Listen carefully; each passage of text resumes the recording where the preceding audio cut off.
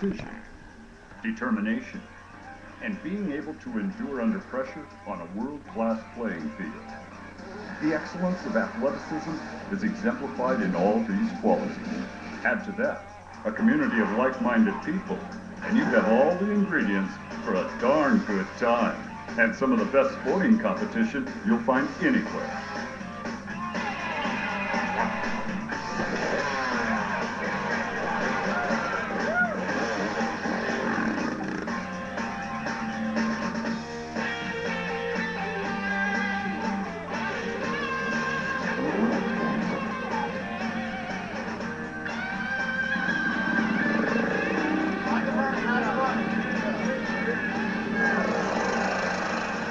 The Perry Mountain 24-Hour Challenge is the sweet spot of woods motorcycle racing in America. Set in central Alabama's Talladega Forest, the lush greenery of the 1,800-acre Reynolds pasture is God's country for off-road motorcycle riding. It is also a near-perfect variety of terrain for racing, and it's the pride and the labor of love of a group of dedicated local enthusiasts, the Perry Mountain Motorcycle Club. 24 hours for an off-road motorcycle race is highly unusual. Finding near-perfect racing conditions is also hard to come by. And a competition that can be both quite serious and also just a good time play ride for some is unique in motorcycling. 6 men, 1 bike, 24 hours, anything can happen. It's the most fun you'll ever have riding a motorcycle, period. Just the nature of this race attracts all kinds of people. Mainly a team competition, solo riders also compete. The range of riders goes from elite to sport class racers. Add to that pit crews to keep it organized, and many people who don't ride but just want to be part of it all.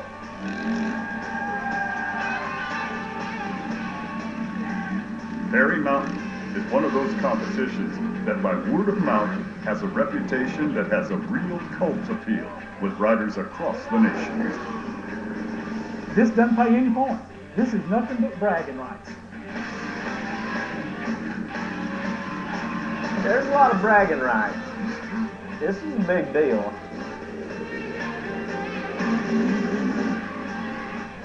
The guys who do the most damage here are the elite and expert class teams, as well as anybody with experience here, really. The top riders are either younger and just plain fast, or older with a cagey assuredness about themselves. The elite teams you can hope to see running up front include these guys from Round Rock, Texas. Except him, he's from Austin. They have experience here, but outside of the riders themselves, they have no pit crew to speak of. It's interesting, all the guys on our team, we all normally compete against each other. So this is a fun race. It's the only time where we're working on the same team trying to help each other out, whereas the rest of the year we're battling against each other. We're all friends, but we're used to competing against one another.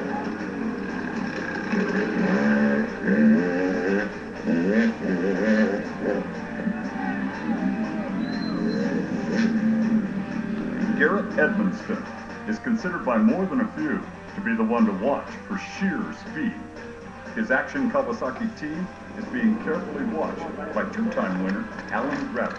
I admire Garrett Edmondson's team. Garrett is a really good rider. He's extremely fast. He's pretty smart, too, about how to make things go. And this is not his first year here. To be honest with you, that's kind of the guys that we're really going to have to worry about. The real Spartans here, though, have to be those who ride solo the entire race. 4-time Ironman winner is Mike Phillips from Vero Beach, Florida. My best qualities, I think, as a racer, I've steadily been getting stronger each year. As a lifestyle, more or less. You got to live, eat, breathe, endurance every day. And you come here and you ride all day long and into the night, and you start really getting drained. If you can do that, then yeah, everyday life seems, a piece of cake.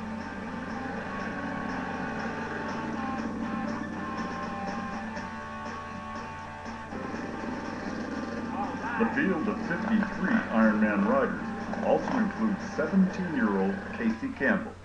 She likes the long ride and relying on herself. Definitely confident that I'm going to do good Wednesday. I like to know that, I don't have to count on anybody else and anything happening. I know I can do it, so ready to get out there and get her done. Aside from the serious competitors, the vast majority here are sportsman class racers who are here for an intensive weekend of great riding. How's it going? All right, good morning. You too. Oh, my hat. We have a theme every year. Last year we had palm trees. This year it's Christmas in June. Just to try to keep you in a cool mindset so you think it's Christmas and you don't have to worry about the heat.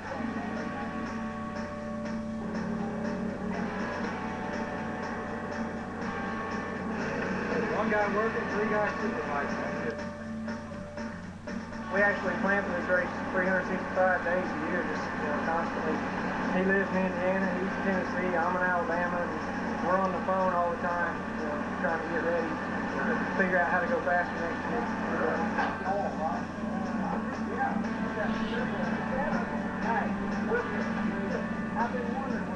With a common interest in 2 wheels, it all adds up to a thriving social community of riders that spreads out over generations.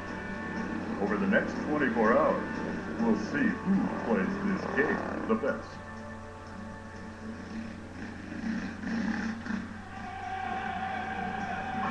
So we've got to be as a team. That's where we're going to do it. 6 of us together all the way to the end. And that's all I got to say. Let's just do it. I've been waiting a year to do this. All right, David. All right. Central Alabama may look green, but the ground is dusty and dry. Well, last night, as race officials took care of business and riders got their timing transponders, the rain gods smiled on the Perry Mountain Motorcycle Club. The skies opened up with just enough rain to help out the race, which starts at 10 a.m., right after the riders' meeting.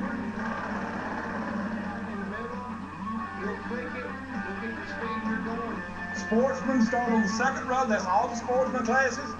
The 2 men in the original Ironman start on the 3rd row. The plus 40 Ironmen and the women start on the 4th row.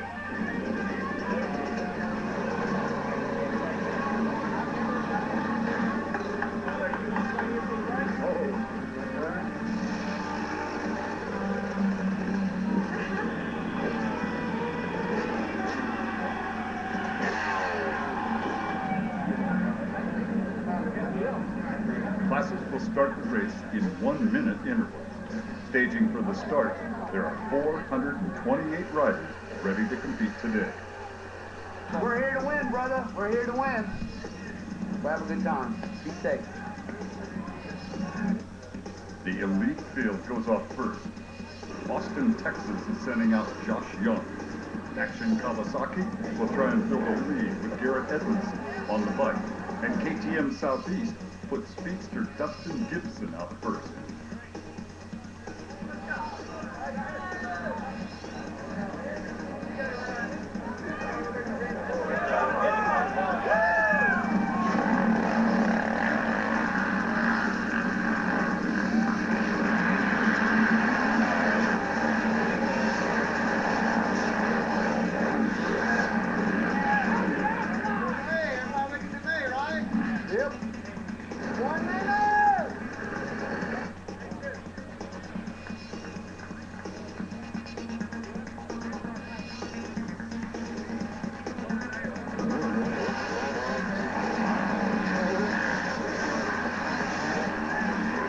Here are the solo riders in the Ironman class.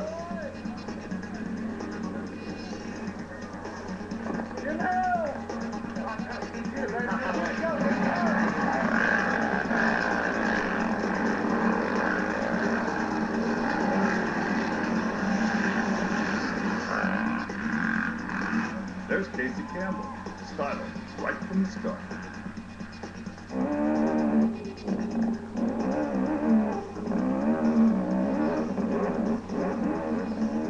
This is where most racers will settle in to learn the course and find their rhythm. The elite and expert racers running up front have a more aggressive agenda.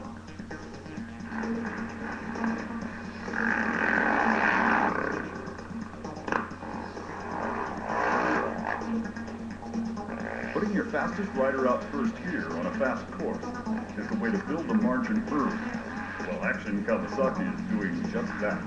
KTM Southeast is in second position, and the other threat in the elite division is from TJ Cycle from Texas, and they're the first with something to report. About the first lap, well, I got a pretty decent start, about 5th. Then a couple miles in, I swapped uphill, hit a kicker, did a front flip, landed on my shoulder.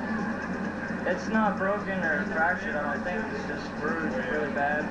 Ready to mix it up with the elite team is Team Last Done, currently running in first in the expert division.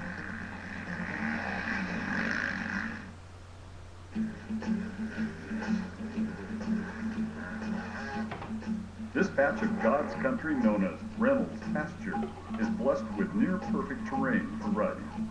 We got about, I'm going to say 1,800 acres of land here. We have sand, we have red clay, we have black loam, we have a little bit of rock, we have hills, we've got open pastures. I mean, we really are blessed with the different terrain. It is God's country for riding. We got big trees, big pines, or what we would call old growth. But we got a lot of variety here. A whole lot.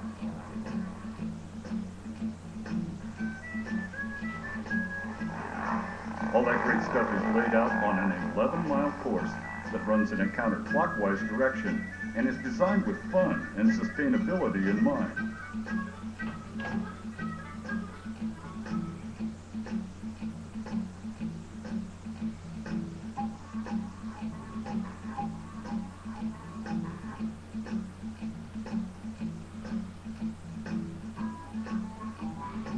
There is no pre-running the course, though some riders walk it. What are the racers facing out there? You don't see the course before you get on the bike, and its speed on a bike, your course changes, whether you walked it or not. You really don't know what to expect. Then there'll be some rooty and ruddy and rocky hills to go up that require a little technical expertise. And my advice to you guys, don't try to win it on the first lap. You got 24 hours. Let's take a look at the course and check out the different terrain.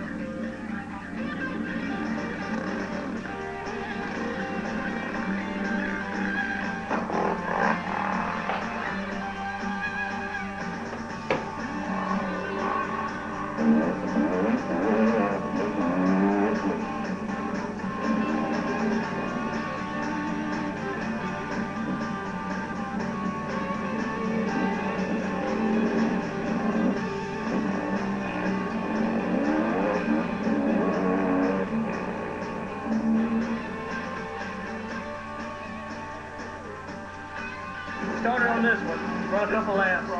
This one seized up, the motor seized up.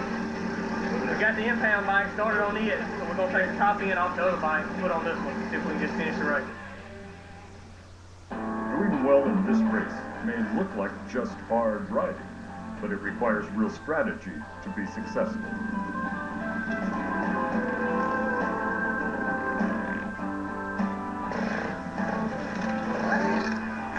The strategy of this race you learn from being here and doing it and watching other people. Well, it all depends on the 6 riders you got. If you got some that's super good at daytime and are real fast, you usually run them horses so they don't run anymore.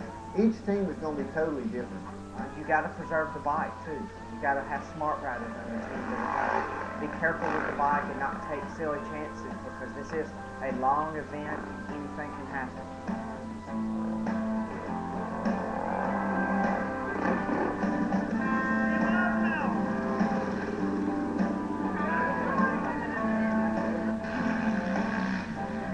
First of the leaders to pit after 3 laps is second place KTM Southeast with Dustin Gibson. Real fun, fast.